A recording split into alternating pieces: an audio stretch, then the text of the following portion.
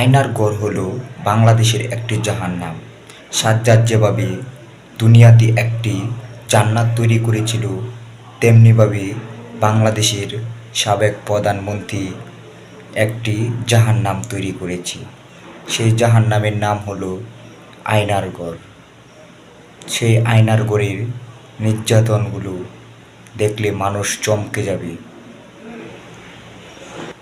তোমার যদি শেখ হাসিনা পদত্যাগ হওয়াতে খারাপ লাগে, তাহলে তুমি আয়নার ঘর সম্বন্ধে জেনে নিও, তাহলে তোমার ধারণাটা পুরাটাই পাল্টে যাবে। আয়নার ঘর মাটির নিচে তৈরি করা হয়। সেখানে কোনো দুনিয়ার আলো বাতাস শব্দ সেখানে পৌঁছায় না, আজানের শব্দটাও পৌঁছায় না, কোনো ধরনের রাত না দিন বোঝা যায় না, সবসময় সেখানে অন্ধকার থাকে। একটা কঠিন পরিস্থিতির মধ্যে মানুষের বসবাস।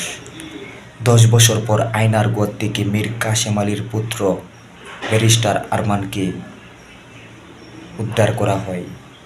দেখুন তো, সেখানে যদি আপনি থাকতেন তাহলে আপনার কেমন লাগতো? কত কষ্টের একটা জায়গা। এই যে এখানে দেখুন, কত মানুষ কঙ্কাল হয়ে যাচ্ছে, এদের শরীরে কোনো কিছুই নেই। কত কষ্ট করে ওরা এখানে বসবাস করেছে, সেখানে বসবাসের উপযোগী নয়। আজকে 16 বছর পর এই আয়নার ঘরটি খুলে দেওয়া হয়।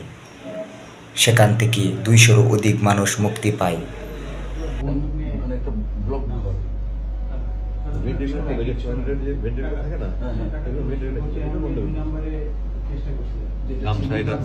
এটা দিয়ে একটা দিঘির পানি সঞ্চয় করা যায়। এটা যদি করছো এটা দিয়ে 8 বছর কি করছো? প্রথমে নিয়েছিলাম আমি গরমের সময় নামাজ পড়ার জন্য, কিন্তু চোখের পানি মুছতে মুছতে মুছতে মুছতে এটা যে পরিমাণ চোখের পানি মুছছি, ওটা যদি সেভ করা যেত একটা বড় দিঘি হইতো। দিঘি বুঝো? বিশাল বড় পুকুর, পুরো দিঘি হয়ে যেত। তো আমাকে বলতে, আপনি যা যা নিতে চান। সবচেয়ে বড় বন্ধু ছিল এটা বানাইছে কি 8 বছর তো টিকছে। হ্যাঁ, কোম্পানির অ্যাডভার্টাইজ হয়। তো আমি শুধু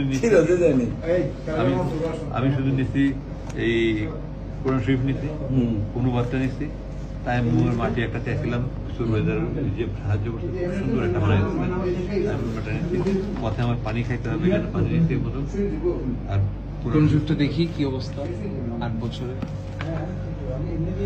কত ছিঁড়া, আমি এই যে এখানে তালি তুলি লাগাইছি, আমি এগুলো সব লাগাইছি, আমি এগুলো সব পড়তে আমি লাগাইছি। আবার এখানে কমেন্টে লেখেছি, এই তর্জমায় অনুবাদে এত বেশি ভুল রয়েছে যে কোরআনের অনুবাদের ক্ষেত্রে এই ধরনের ভুল ক্ষমার যোগ্য। আমাকে 2017 সালের ইলেকশনের আগে আমি এয়ারপোর্ট যাচ্ছিলাম আমার মেয়েকে আনার জন্য। আমাকে 8-10 জন লোক বহুদিন ধরে ফলো করছিল। আমার গাড়ি ভেঙে টেঙে আমাকে নিয়ে জোর করে 2টা পিস্তল থেকে আমাকে নিয়ে গেছে এবং আমাকে আয়না করে নিয়ে এসে এখানে রেখেছে।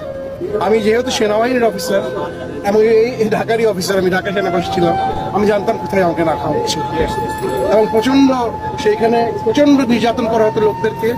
কয়েকজন গুটি কয়েক আমাদের পলিটিক্যাল অফিসার যারা সেনাবাহিনীর বাণিজ্য ডুবিয়ে দিয়েছে ডিজিএফআই থেকে তারা স্বার্থান্বেষী কত যে লোক মেরেছে তারা। বর্তমানে এই আয়নাঘরটি বিলুপ্ত হয়ে গেছে।